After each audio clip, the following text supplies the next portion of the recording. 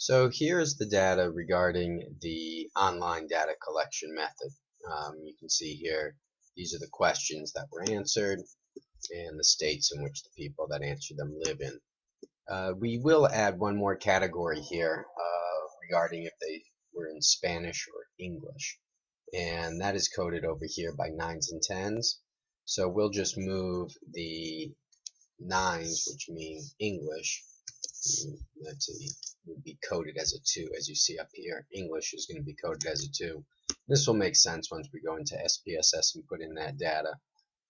We'll put all of the, we'll just make all the 9s 2s, as you can see there, and all the 10s are the ones in English, the ones in Spanish, so we'll make those 1s, and we'll put them here. So now we have our online data set. It was 250 completes, and the mode of data collection is here, and you can take it all the way down with all the questions. We'll then take this data set, these are all the full completes with the states, and we will copy and paste them on the raw data that we collected online. And this is the full raw data for the online communication. And as you can see here, there was 422 responses. So between now, as you can see here, these 1s stand for IVR, the telephone data collection. The 2s are for online data collection. The next thing to do is put them into the proper states. And so we're just going to move this category over to create a column to put the states and to code for the states. So the question should be, what should we code, what state should be in the east, the south, the west, and the Midwest? And the answer there is pretty simple. We're just going to, because we're following the Michigan design, we're going to use the way that they break up their states. So as you see here in the regions of our Hispanic parameters file that you have, there's a link here, and this is to the University of Michigan, where they lay out which states are in which regions. So now I'm going to go back and just code those. Now that we've coded for all of the different states, we put them all in the proper regions, we will take our data and put it into SPSS, which we've already set up. Again, this data has already been cleaned, so we already looked through the number of seconds people listened to the call, and if they finished the entire survey, or if they got through the most important part, which was the questions. So we'll now go to our SPSS file, and we will paste this in. And as you can see here now, all the data is in. We can go to our variable view. We'll see how the data was collected, what language it was taken in, the gender, questions that we asked, so on and so forth. Now we can run an analysis here, frequencies, and we just want to make sure that we have enough people to, and we have our 670 people in there. Looks like we put in a header row, and that's why you see the zeros. So we'll correct that afterwards in a moment. We'll find that column, but as you can see, what we need is at least half of, in order to weight properly, you need at least half of the subset that you want to weight for. So we're looking at 500 people in the survey. We have 670, so anytime you're over, it's easier to weight. And we'll go through, we'll take a look. We'll set for our population parameters regarding all of those, and then we'll set all of these as well. So the next thing to do is just to eliminate this one row, which was a mistake to enter, and we'll find that.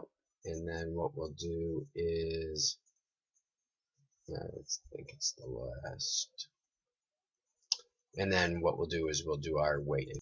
There it is, row 616. It's a mistake, so let's cut that one out. and now we'll be all set. So the next thing to do is to analyze and do our rim weights.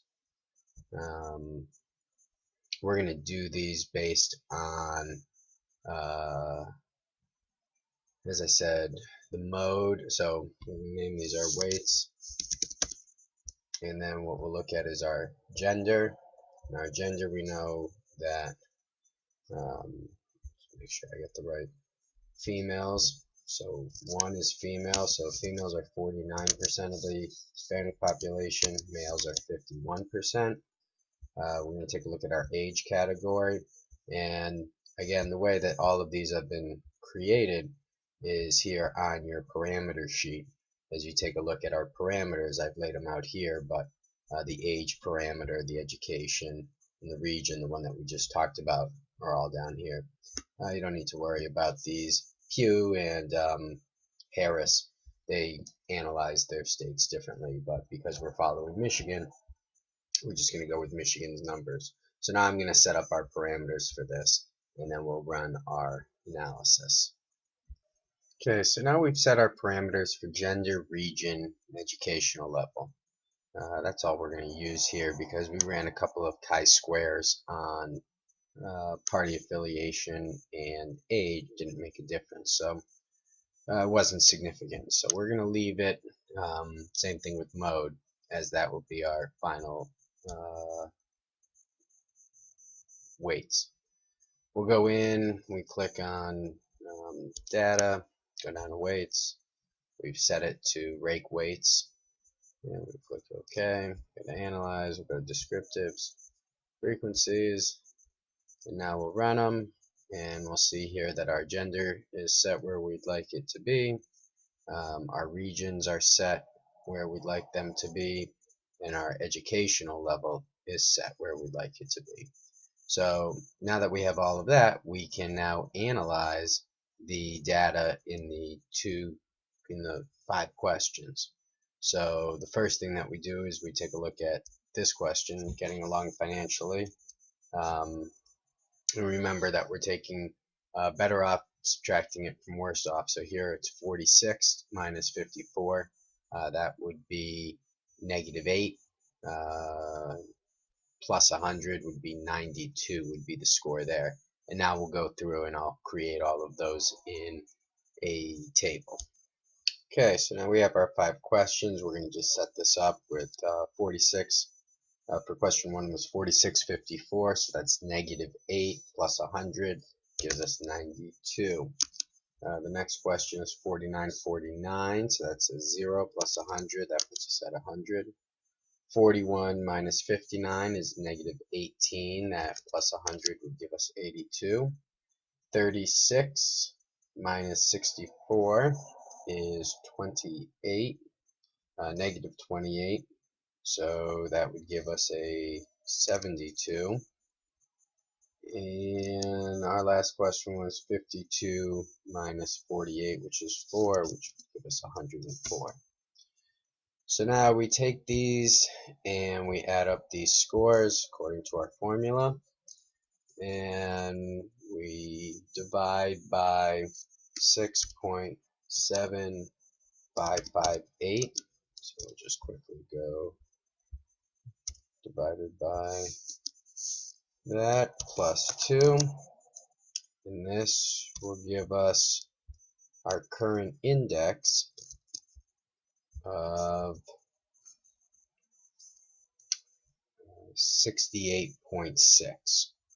And then we'll take a look at our other 2 indexes. That's questions 1, so 92, and questions 4, 104. We add those 2 together, and this time we divide by 2.6424. So we'll just quickly do that math right here. And again, you'll have this sheet with you, plus 2 again. So boom, plus 2. So that's a 76. And then our final index is these 3 questions. Just add them up. This time we use 4.1134, and again we'll take the number here divided by the number there, add a 2, so, and here are 3 index scores. So once you have these numbers, then you can go back and grab the consumer confidence ratings. Their current ratings, here's their August preliminary at 79.2, and what you find here is that we are at 68.6. So you can see that there's a nearly an 11-point gap between Hispanics consumer sentiment and that of the general population. Now we'll go back to SPSS and we'll run our tables. Within our tables we'll run our chi-squares, so we can take a look with our data to see if there's any significant differences within the different demographics. So with our chi-squares, we'll just put these in.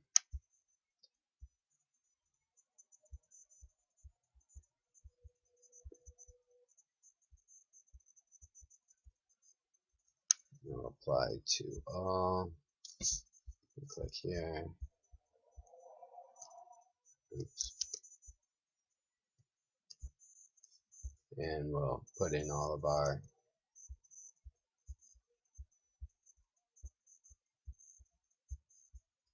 categories and totals like that. And now that we've set up all of our totals, we'll click OK.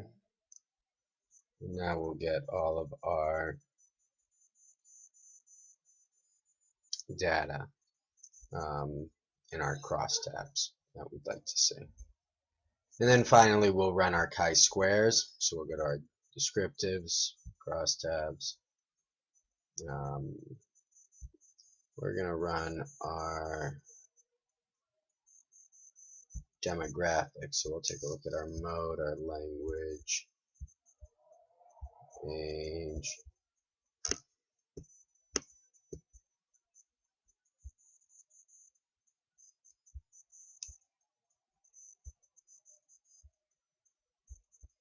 race, and then we'll put them all over here. Click on our statistics, we'll click our chi-square, continue.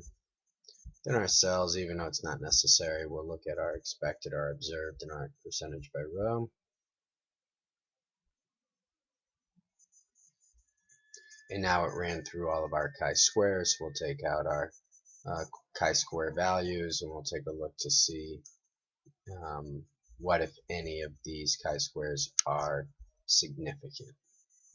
At this point, we'll export the data. We'll go to export and we'll save this as Hispanics Business Economic Polling Institute.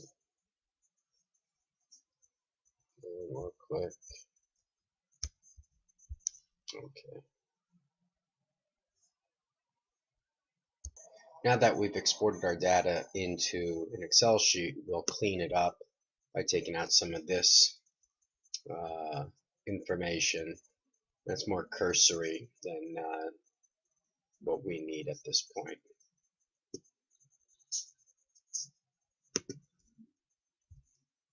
We'll also split the data into 3 sheets, so we'll have a frequencies,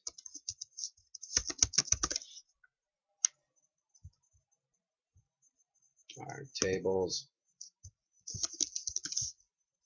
and our chi-squares.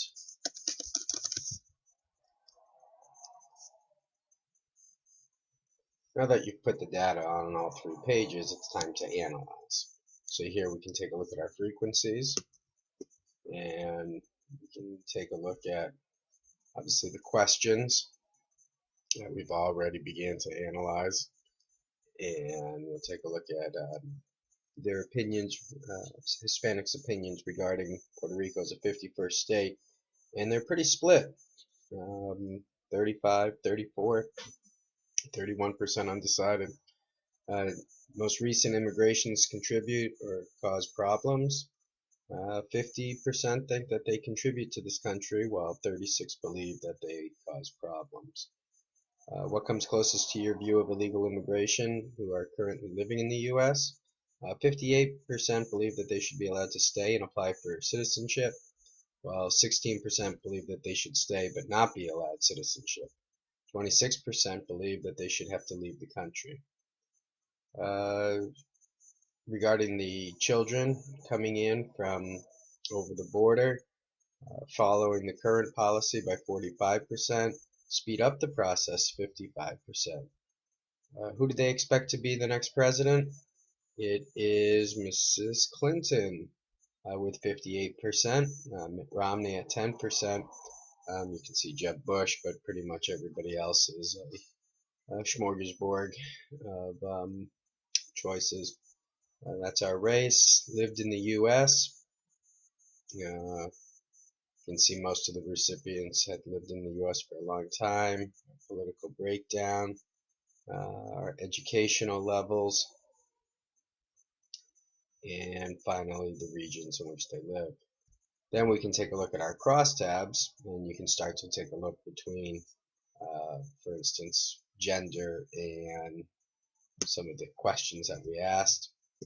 But before you do that, you would look at your chi-squares to look for significant differences. And here,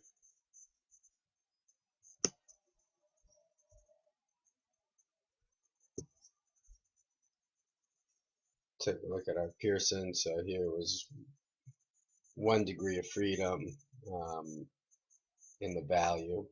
And you can go through your chi-square book here and give those answers. That will be the conclusion of this tutorial on running this analysis on Hispanic voters, and I look forward to working with you again in the future.